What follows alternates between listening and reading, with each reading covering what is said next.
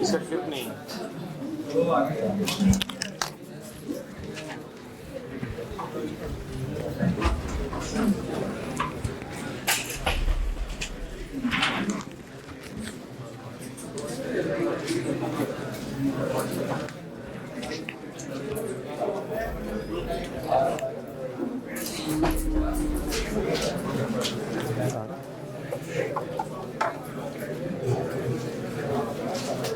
आ रहे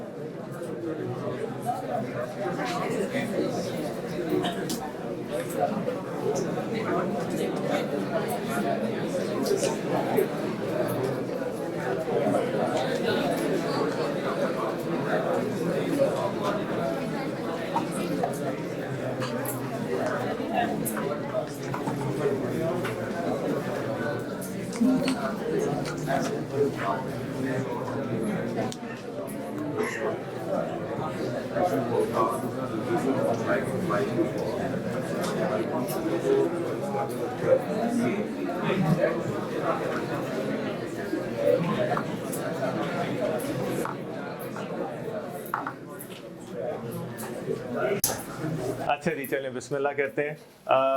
my apologies for delay in start of class. इंशाल्लाह कभी कभी ऐसे हो जाता है बट ओकेजनली ऐसे नहीं होगा इंशाल्लाह। सो यस, ये बड़ा ज़रूरी है। Thank you so much. This is called professional behaviour, ठीक है। Seeking apology is professional behaviour and accepting an apology is also in professional behaviour, so we are good. अच्छा, दूसरी बात कि मैनी स्टूडेंट्स अप्रोच्ड मी और दे टोल्ड मी कि they have joined the session late. तो उन्होंने कहा कि जो हमने लास्ट वीक में स्टार्ट में जो भी चीज़ें पढ़ी, थोड़ा सा एक क्विक रीकैप दे दें इस क्लास के अंदर। मैंने कहा स्टार्ट में थोड़ा सा एक क्विक रीकैप दे देते हैं 5-10 मिनट्स का, फिर हम कंटिन्यू करते हैं क्योंकि कुछ लोगों ने लेट ज्वाइन किया था।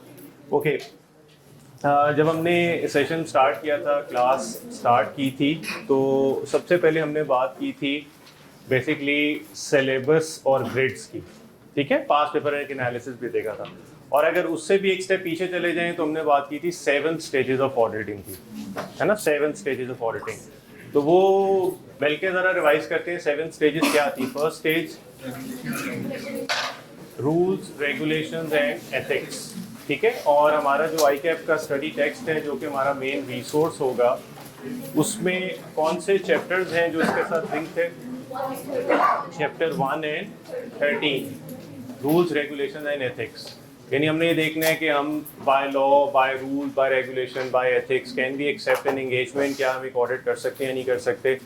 फिर उसके बाद नेक्स्ट स्टेप के लॉ तो क्लियर हो गया, फिर सेकंड स्टेज में हम आए और हमने ये देखा कि क्या हमने फर्म बना ली है तो क्लाइंट कैसे आएंगे। कोई भी क्लाइंट आ जाए तो हम उसको एक्सेप्ट करने से पहले किन चीज़ों का ख्याल रखेंगे। Although we are qualified, we have sufficient resources, we can accept an engagement, but क्या हमें वाकई में एंगेजमेंट एक्सेप्ट करनी चाहिए कि नहीं करनी चाहिए।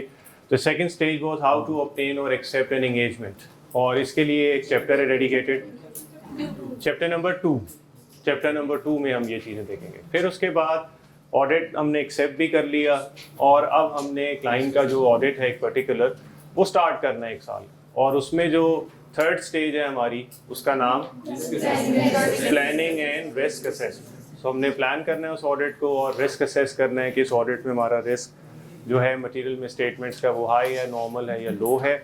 और इसके लिए जो चैप्टर हमने फॉलो करना है 3 से लेके 6, 11 एंड 12। Very good. कुछ लोगों को तो चैप्टर नंबर्स भी जो हैं वो याद हो चुके हैं, दैट्स गुड। फिर उसके बाद प्लान भी कर लिया, रिस्क असेस भी कर लिया। फिर एक स्टेज आती है जहाँ पे हम क्लाइंट के इंटरनल कंट्रोल्स को टेस्ट करते हैं, हम टेस्ट करते हैं। और एक चैप्टर है उसके लिए, चैप्टर नंबर 6। चैप्टर नंबर 6 में हम क्लाइंट के कंट्रोल्स को, फिर उसकी ऑपरेटिंग इफेक्टिवनेस को टेस्ट करते हैं।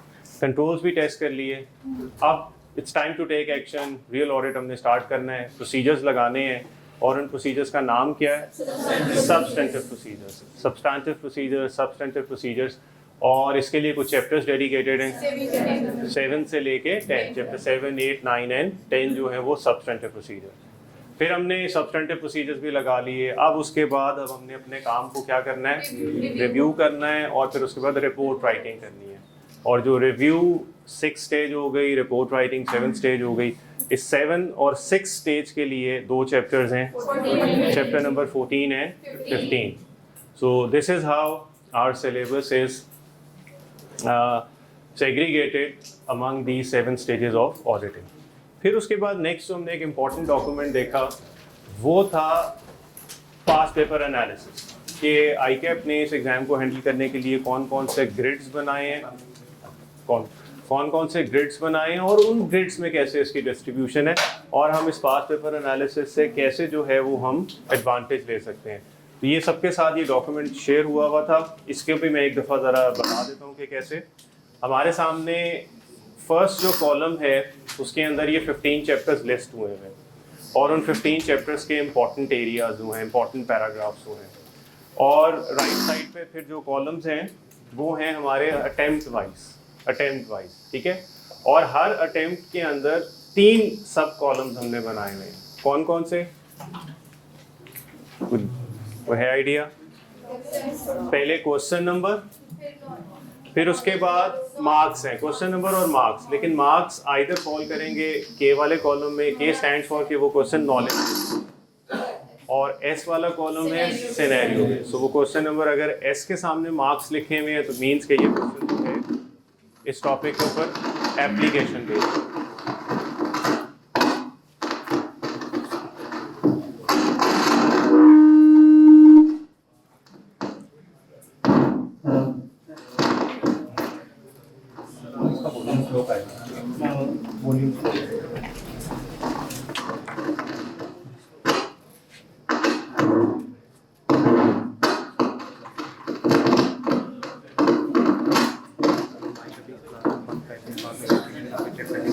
वो पीछे नहीं जा रही है, मसला ये है ना, इसका क्लिप नहीं है,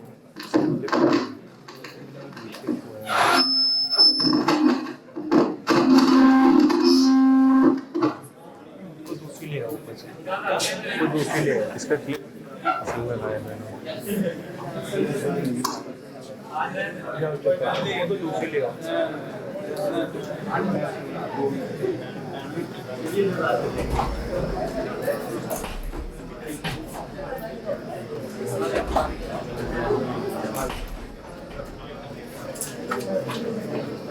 अच्छा जी, चलिए थोड़ा सा कोई बात नहीं, हो जाती है चीज़ें लाइफ के अंदर, थोड़ा सा कोऑपरेट करें, एडजस्ट करें, solve part of the game actually, no problem. अच्छा जी, सो कॉलम्स है question number, knowledge and scenario, और फिर आप हर अटेम्प्ट के नीचे देख सकते हैं के वाले कॉलम के नीचे इस अटेम्प्ट में कितने नॉलेज बेस्ड टेस्टिंग हुई और कितनी सिनेरियो बेस्ड। और वो ऑन एवरेज इस वक्त जो हमें ट्रेंड नज़र आ रहा है वो अराउंड 25% नॉलेज बेस्ड रह गया, और 75% 3/4 जो है वो अब एप्लीकेशन बेस्ड है, सिनेरियो बेस्ड क्वेश्चन जो है वो टेस्ट हो रहे हैं उसके अंदर।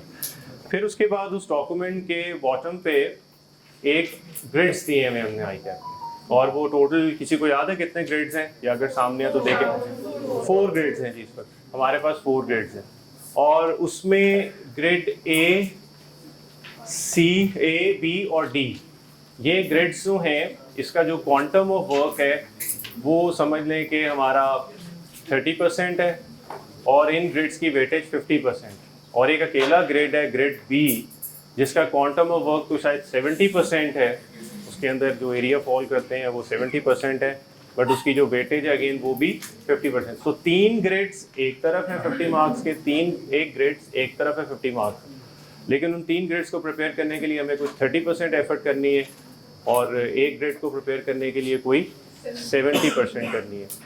और ये हमें चीज़ हेल्प करेगी जब हम रिवाइज कर रहे होंगे, once we are through with the classes. आपका अगस्त का महीना आगे होगा, उस वक्त फिर मैं आपको बताऊंगा जाने से पहले कि आपने ग्रिड वाइज प्रेपरेशन करनी है। तो एक दफ़ा ज़रा उस ग्रिड्स को भी मैं चाहता हूँ एक दफ़ा हम रिवाइज कर लें। तो ग्रेड ए वाज ऑडिट, उसका framework, regulations and ethics. It's more like वो जो हमारा ग्रेड हमारे 7 स्टेजेस ऑफ ऑडिटिंग में जो स्टेज 1 और 2 बेसिकली उसको इनकॉर्पोरेट कर दिया, स्टेज 1 और 2 को। और इसके अंदर जो चैप्टर्स इंक्लूडेड हैं वो भी वही हैं, 1, 2 and 13, 1, 2 and 13, ये हमारी स्टेज 1 और स्टेज 2 थी। फिर इसके बाद अब मैं अगर चलूँ ग्रेड सी के अंदर, बी पे अभी बाद में आता, हाँ B, sorry B is smaller one और सी जो है वो सबसे बड़ा है, पार्ट माय मिस्टेक जी। ग्रेड बी है प्लानिंग एंड रिस्क असेसमेंट, जिसकी वेटेज है 15 to 20 मार्क्स।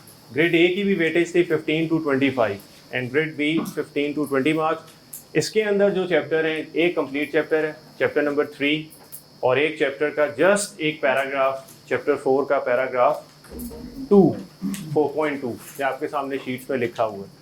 सो जस्ट एक चैप्टर और एक पैराग्राफ प्रिपेयर करने से हमारा ये ग्रेड जो है कंप्लीट हो जाता है। ग्रेड सी को हम साइड पे रखेंगे, ये वो ग्रेड सी है जो बहुत लंबा है, आई कॉल इट एक अंधा कुआं है जिसके अंदर अगर हम चले गए, संकिन हो गए तो फिर वहाँ से निकलना बड़ा मुश्किल है, इसलिए उसको एंड पे जाएंगे अब रिवीजन के वक्त। और फिर है grade D, audit conclusion and reporting, जिसमें शॉर्ट 10 to 15 मार्क्स की इसमें टेस्टिंग ज़रूर होगी। और इसके अंदर चैप्टर नंबर 14 कंप्लीट नहीं है, चैप्टर नंबर 14 में पैराग्राफ 3 से लेके पैराग्राफ 9 तक, ये 6 पैराग्राफ जो हैं, रादर 7 पैराग्राफ, 14.3 से 14.9 एंड चैप्टर नंबर 15। चैप्टर 15 बहुत छोटा सा है, probably a couple of pages. So ये ग्रेड भी हम आसानी से प्रिपेयर कर लेंगे। इसके बाद जितना भी लेफ्ट ओवर है, जितने भी लेफ्ट ओवर चैप्टर्स हैं वो सब ग्रेड सी के अंदर जाते हैं। Audit, evidence and internal controls, 45 to 55 इसकी वेटेज है, ऑलमोस्ट एवरेज अगर हम कर लें 50 marks. Chapter number 4 except paragraph 4.2 जो कि ग्रेड बी में चला जाता है। फिर चैप्टर नंबर 5 से लेके 12 तक ये सारे चैप्टर्स इसमें हैं। चैप्टर 14 में वो जो फर्स्ट 2 पैराग्राफ्स इसके अंदर नहीं थे वो यहाँ पे इंक्लूड हैं, और एक पैराग्राफ 10 जो है वो इस ग्रेड सी के अंदर। तो हमने पढ़ते हुए तो इन ग्रेड्स को फॉलो नहीं करना एक्चुअली, क्योंकि एक चीज़ दूसरे से लिंक्ड है। अगर हम ये कहें हम जी ग्रेड सी छोड़ देते हैं और आगे चले जाएंगे तो वो बात समझ नहीं आएगी। तो पढ़ना तो हमने एक अपने हिसाब से है, अपनी कंटिन्यूटी में है। वो जो 7 स्टेजेस ऑफ ऑडिट है उस तरह हम चलेंगे, चैप्टर 1, फिर 13, फिर चैप्टर नंबर 2, फिर उसके बाद चैप्टर नंबर 3, 4, 5, तो वो हम उस तरह चल रहे होंगे। इन ग्रेड्स को हम यूटिलाइज करेंगे जब हम रिवीजन फेज के ऊपर आएंगे, तो फिर हमें स्मार्ट स्टडी करनी है, इफेक्टिव स्टडी करनी है, एफिशिएंट स्टडी करनी है। So these were the grades. फिर हमने जब अपना कोर्स स्टार्ट किया और हमने एक डायग्राम बनाई जिसमें हमने रिलेशनशिप देखा between management and share holders, owners और जो उनके एजेंट्स हैं, स्टीवर्ड्स हैं, उनका आपस में रिलेशनशिप, ऑब्जेक्टिव्स को स्टडी किया। और फिर उसके बाद when we landed up on the role of auditor. Okay, auditor की ज़रूरत क्यों पेश आई थी? क्योंकि शेयर होल्डर्स को जो फाइनेंशियल स्टेटमेंट्स बना के दी जा रही थी वो मैनेजमेंट बना रही थी, कंपनी के अफेयर्स को रन भी कंपनी कर रही थी, मैनेजमेंट कर रही थी। तो shareholders wanted to have an independent view, independent opinion on the financial statements made by the management. So they hired auditor and they were given a task to express an independent opinion about the truth and fairness of the financial statements. So हमने audit के अंदर audit को objective set किया। फिर हमने उसके बाद ये देखा कि audit ने जब अपना auditor ने अपना opinion express करना है तो उसके लिए 2 expressions हैं उसके पास use करने के लिए। Either he is going to say the financial statement give a true and fair view, that these financial statements present fairly, comma, in all material respects. फिर हमने देखा कि ऑडिटर जो है वो सिर्फ मटेरियल इन्फॉर्मेशन का ऑडिट करता है। हम सिर्फ मटेरियल चीज़ों को चेक करके अपना ओपिनियन फॉर्म करते हैं। ओपिनियन फॉर्म करने के लिए बड़ी बड़ी मोटी मोटी इंपॉर्टेंट फिगर्स ही देखते हैं। फिर हमने मटीरियलिटी की डेफिनेशन अनलॉक की, और मटीरियलिटी की डेफिनेशन में 2 इम्पॉर्टेंट चीज़ें हमने अंडरलाइन की कि मटीरियलिटी जब भी जज करनी है, डिटर्मिन करनी है, हमेशा financial statement as a whole के पॉइंट ऑफ व्यू देखने के। एक इंडिविजुअल आइटम की सिग्निफिकेंस कोई नहीं होती जब तक आप उसको टोटलिटी के अंदर ही देखेंगे। ये टोटल प्रॉफिट का कितने परसेंट है, ये टोटल एसेट्स का कितने परसेंट है। So we talk about in terms of financial statements as a whole. और दूसरी बात थी कि मटीरियलिटी या किसी चीज़ की सिग्निफिकेंस है इंपॉर्टेंट जज करने के लिए ऑडिटर ने अपने पॉइंट ऑफ व्यू से नहीं सोचना, मैनेजमेंट के पॉइंट ऑफ व्यू से नहीं सोचना, किसके point of view, share holders के शूज़ में जाके सोचना है कि क्या ये मैं स्टेटमेंट, ये इंफॉर्मेशन, फाइनेंशियल में ये गलती, ये एरर, क्या इन यूज़र्स के इकोनॉमिक डिसीजंस के लिए इम्पॉर्टेंट हो सकता है या नहीं हो सकता। और इकोनॉमिक डिसीजन यही है या वो शेयर ज़्यादा ख़रीदना चाहेंगे कंपनी के, या वो जो शेयर ऑलरेडी हैं उनको भी डिस्पोज करना चाहेंगे। सो ये हमने बात की मटीरियलिटी की। फिर इसके बाद नेक्स्ट हमने क्या देखा, यहाँ तक हमने क्विक क्विज भी किया, डेफिनेशन ऑफ ऑडिट, कुछ इंपॉर्टेंट टर्मिनोलॉजीज पढ़ी, true, fair, steward, agent, principal, इसके ऊपर हमने क्विक क्विज किया। हाँ, फिर हमने पैराग्राफ 1 को जब कंप्लीट फिनिश लुक दी तो पैराग्राफ 1 के अंदर हमने 2 चीज़ें एंड पे और देखी। एक स्टैट्यूटरी ऑडिट की हमने बात की, और कि by law every company is not required to get their financials audited. कुछ कंपनीज का थ्रेशोल्ड है, वो हम देखेंगे इंशाल्लाह अभी in a couple of days. और फिर हमने role, responsibilities of management and और हमने एक इम्पॉर्टेंट टर्म अंडरस्टैंड की, दोज चार्ज विद गवर्नेंस की। ये वो लोग हैं जो इंडिपेंडेंट हैं, ये वो लोग हैं जो नॉन एग्जेक्टिव, इनका काम सिर्फ गवर्न करना है। एग्जेक्टिव मैनेजमेंट जो है उनको गवर्न करते हैं, और बोर्ड ऑफ डायरेक्टर्स के हर डिसीजंस में जो हैं वो पूरी तरह इन्वॉल्व होते हैं। फिर हमने लास्ट क्लास के अंदर जो हमने कंडक्ट की उसके अंदर हमने देखा what are the advantages, benefits, importance, significance of audit. और हमने अपनी टेक्निक ये बनाई कि हमें जहाँ पे भी कोई नॉलेज बेस्ड क्वेश्चन स्पेशली अगर याद रखना है, रिटेन करना है एग्जाम में, तो हम उसके लिए कुछ 3 पॉइंट्स है, 4 पॉइंट है, इवन 10 पॉइंट्स भी हैं। तो हमने एक चीज़ डेवलप की, निमोनिक्स, है ना, निमोनिक्स बनाए, एक वर्ड बना लेंगे और एग्जाम में फिर हमें वो रिकॉल होगा कि इस जो निमोनिक का वर्ड है उसमें हर लेटर से एक वर्ड बनता है, वो वर्ड रिकॉल करेंगे और उस वर्ड से हम एक सेंटेंस बना के अपने वर्ड्स के अंदर आसान सा सिंपल लैंग्वेज के अंदर एग्जामिनर को कम्युनिकेट कर देंगे। तो हो गया? नहीं नहीं, वो ठीक है, वो उस रिकॉर्डिंग के लिए।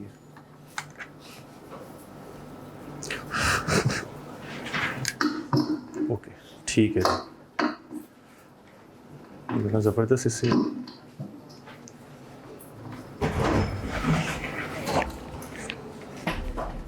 जी। अब आ रही है आवाज़? ठीक है जी। है ये बड़ा छोटा सा लेकिन बड़े काम का है जनाब। ठीक है जी, thank you very much. Okay, अब ठीक है जनाब, आपको आ रही है आवाज़? आ रही है आवाज़ ना?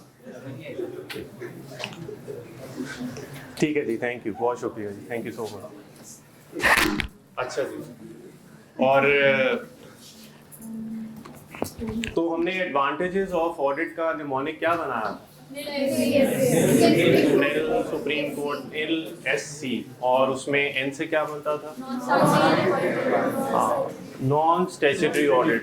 क्या मतलब है इसका एग्जाम में कि ऑडिट कराने से it helps the management to discharge their non statutory duties या रिक्वायरमेंट, सच एज एक बुक में लिखा हुआ है कॉर्पोरेट गवर्नेंस।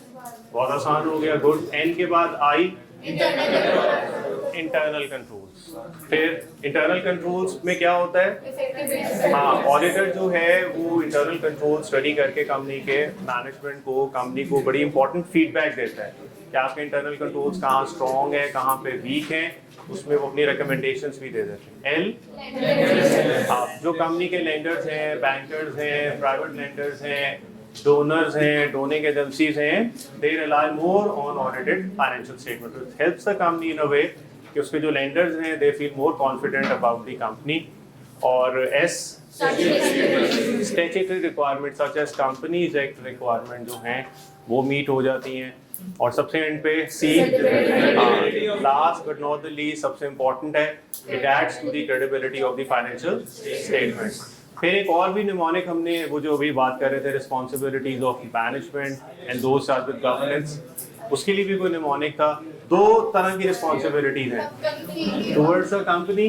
वो क्या है? इफ 2 दफा F है ना, इफ स्क्वायर करना या इफ, ओके नहीं उफ वाला वो कहीं और आएगा, ये सब चीजें आएंगी, सारे आएंगे, याद है उई भी आएगा,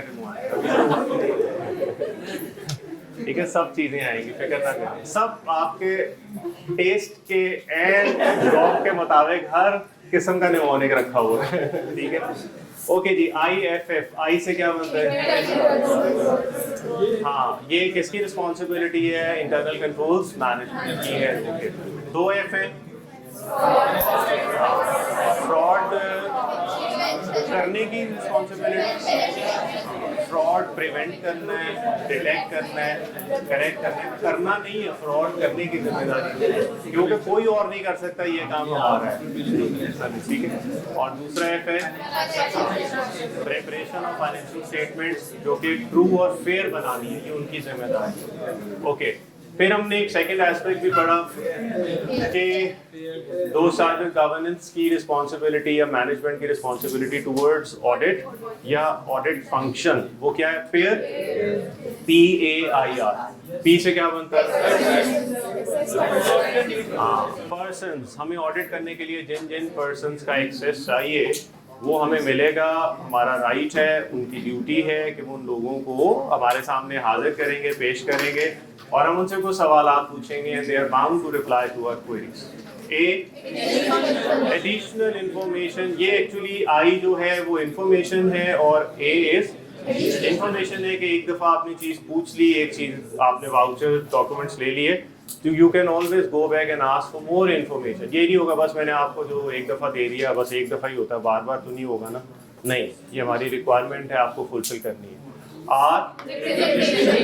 रिप्रेजेंटेशन, रिटन रिप्रेजेंटेशन। अगर हमें ऑडिट में कुछ चीज़ों की आपसे रिटन में कोई चीज़ कंफर्म करानी हुई तो ये भी आपकी जिम्मेदारी है कि आप हमें इन राइटिंग कंफर्म करेंगे, ओरल नहीं, जुबानी नहीं, लिख के आप हमें देंगे। जहाँ जहाँ हम कहेंगे पूरा एक स्टैंडर्ड है, हम वो अनलॉक करेंगे उसके लिए और वहाँ पे हम ये देखेंगे।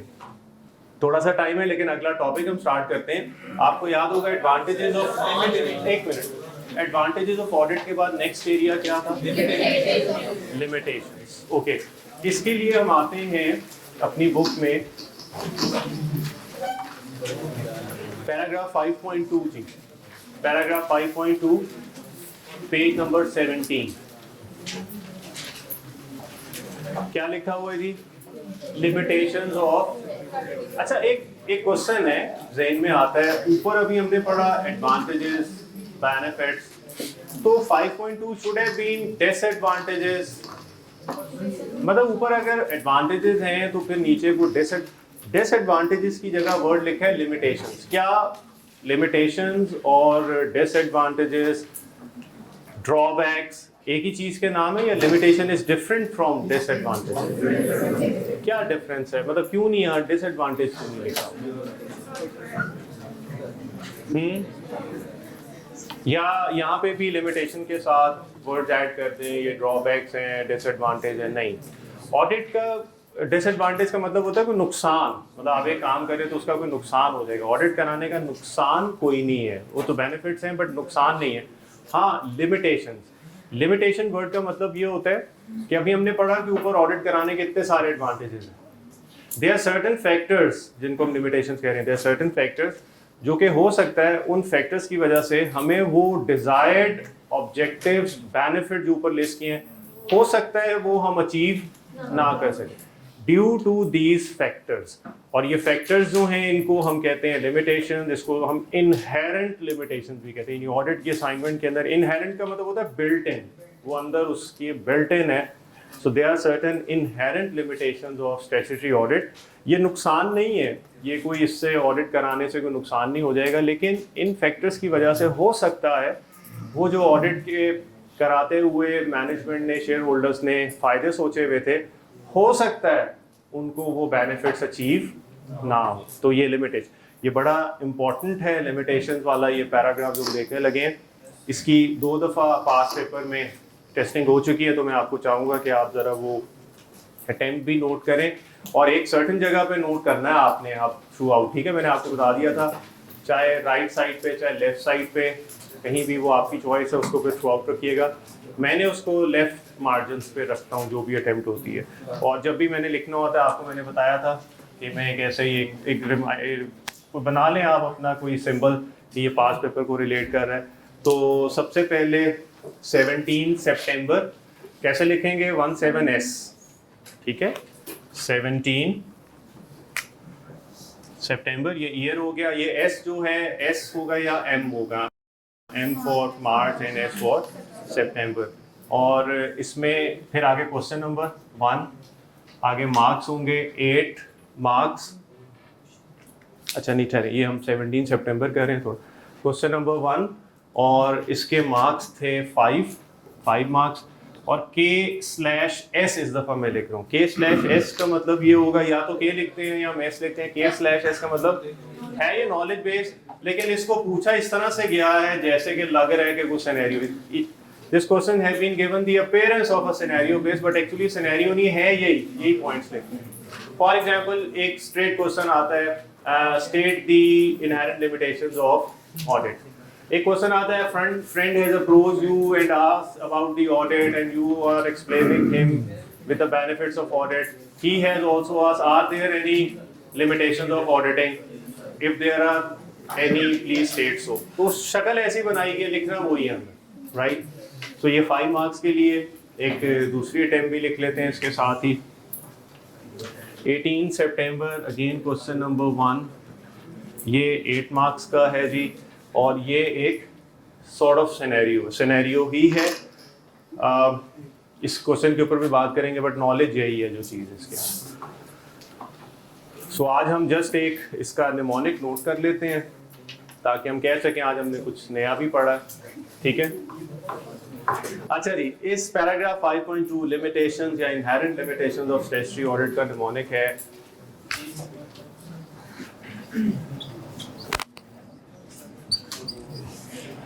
The pics and financial statements. ये लिमिटेशन है, ठीक है? द पिक्स जरा वो स्टाइलिश वाला भी हो गया ना, the pics and financial statements. तो ये कितने हो गए लिमिटेशन? 1 2 3 4 5 6 एंड 7। तो देयर आर 7 इनहेरेंट लिमिटेशन।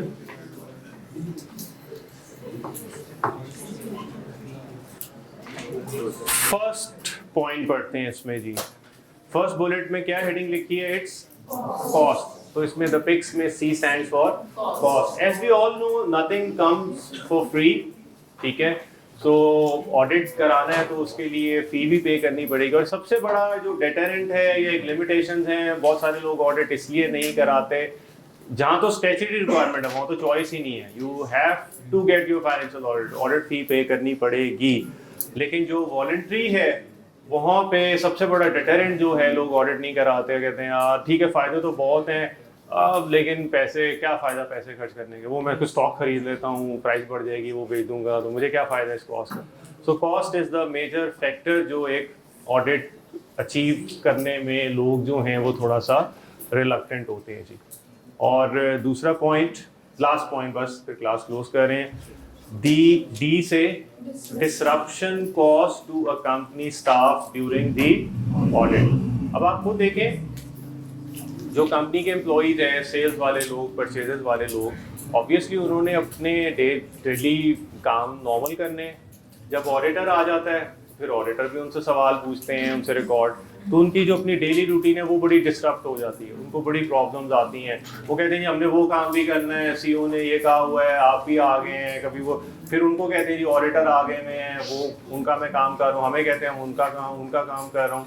तो उनकी एक लाइफ के अंदर डिस्ट्रप्शन आती है, they don't like it very much. कौन चाहता है कि मेरा काम को आके ऑडिट किया जाए? तो ये भी एक लिमिटेशन है कि कंपनी और उसके जो एम्प्लॉइज़ हैं उनकी डेली रूटीन जो है उसके अंदर डिस्ट्रप्शन हो जाती है, उनको ज़रा मुश्किल पेश आती है। बाकी पॉइंट इंशाल्लाह कल हम यहीं से आगे। Thank you very much.